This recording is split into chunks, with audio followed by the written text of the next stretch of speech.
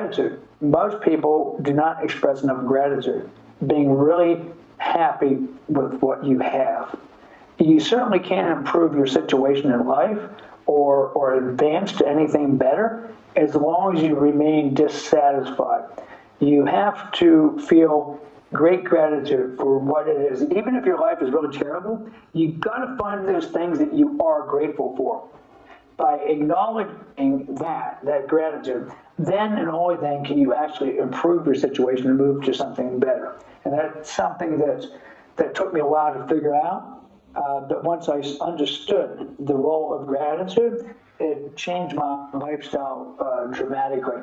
I got into a flow where things pretty much just happen for me almost effortlessly. I'll just start to visualize and think, I need this or I need that, or boom, it just appears seemingly out of nowhere. But in reality, you're putting out those mental vibes. It's kind of like putting in a mental order to the universe. You're ordering, and the orders are the way you think. Your thought process. So whatever you're getting in your life, it's your thoughts that are attracting it. So if you want something better than what you got to control that thought process, and you got to control your mind and your thinking and your thoughts.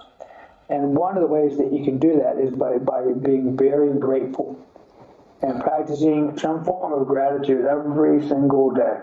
Yeah, I since I struggle with that, mainly, being agnostic, I was very Catholic, and you start questioning it, and then you get into this path a lot of atheists get into, where it's just, what is the purpose of it all at all? And you just don't feel grateful, which you could be doing incredible things most people would appreciate, but you just don't feel good.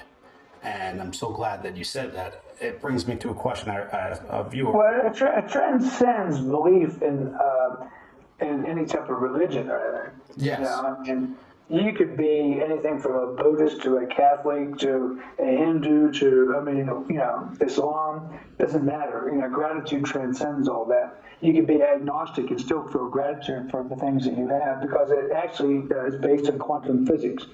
What you're putting out, the energy you put out, is the energy you get back. It can actually be explained by modern science. So, everyone vibrates at a certain level, a certain vibratory pattern, and that vibratory pattern is set by your thinking, because your thinking adjusts your emotions and your mood. So, I've often experienced being maybe in a sort of tired state, and maybe my mood would be down, my vibratory pattern's down. You attract things of a lower order, a lower nature. You attract negative situations that come up. But when you're feeling pretty good and fairly energetic, and you've had good sleep, and you're vibrating at a higher level, then you attract much better things. Sometimes seemingly out of nowhere, people do a kindness for you, or it was just really good things happen. It's kind of like that. Accidents, for example. I don't believe in accidents. I don't believe in luck. You make your own luck. Mm-hmm. Nothing happens by accident. Everything happens exactly the way it should happen. Everything that's ever happened to me should have happened to me in exactly the way it should have happened. So if I'm vibrating at like an action is vibrating at a really, really low level, and if I'm vibrating at a low level, and I'm vibrating at the same level as, let's say, an accident or some type of mishap, well, then I'm going to attract that. We're going to collide at some point. That's just basic quantum physics. Yeah. So, I mean, it doesn't have to have religious overtones, per se, for whatever. I guess if there is such a thing as a God, that's the process that God would work through.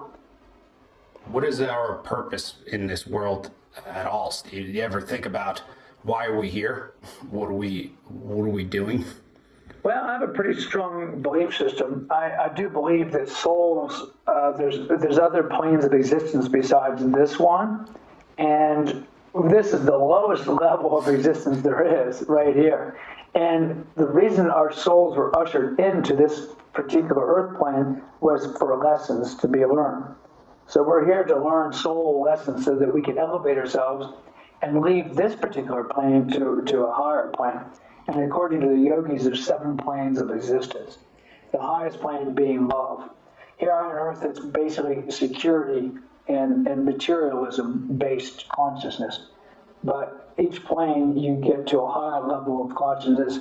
So eventually, you reach a point where you no longer need the material or physical body, and you reside as a conscious entity without physical form, a thought form.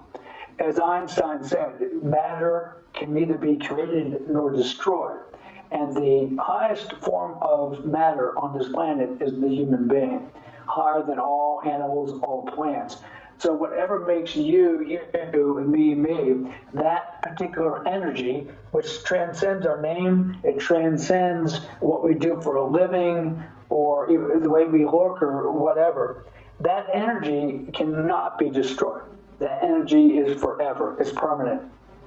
And it just takes a different form. But I do believe that people that don't learn the particular lessons they need to get off the merry-go-round of being earthbound, they come back time after time after time, like a merry-go-round.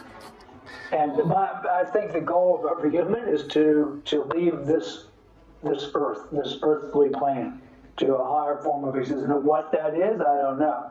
I've read an awful lot of spiritual people that have talked about it.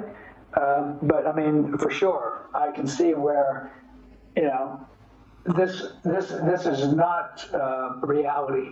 This is more like a dream that we're all in, like the dreamlike nature of the world.